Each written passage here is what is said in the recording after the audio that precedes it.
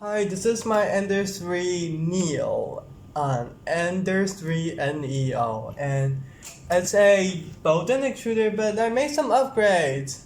So now with this brand new motor mount, I'm able to have a direct drive extruder, and so I could print TPU filaments and some more other soft filaments. So I'll try them as soon as possible, but this cost me basically nothing. It's a motor mount that is 32 grams, and the only extra thing I need is one nut, M3 nut, and the screws there are the stock screws on the original hot end. So that basically cost me nothing, but I'm able to have a direct drive extruder that actually works on this printer.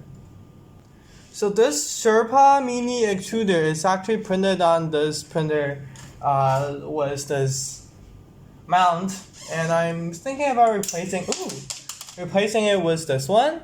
It might be even better. Well, you might say that because this tool is now way heavier, and this is only a single Z-axis extruder, printer, but the weight is overwhelming for the only one Z-axis. But we could solve this by just printing slower. It will be better, and tensioning the wheels. You know, this is already really slow, like 60 millimeters per second. So you don't really care that if you decrease the speed by 10 millimeters per second. But still, you get really nice print quality. I feel like the retractions are a lot better, and there's way fewer strainings.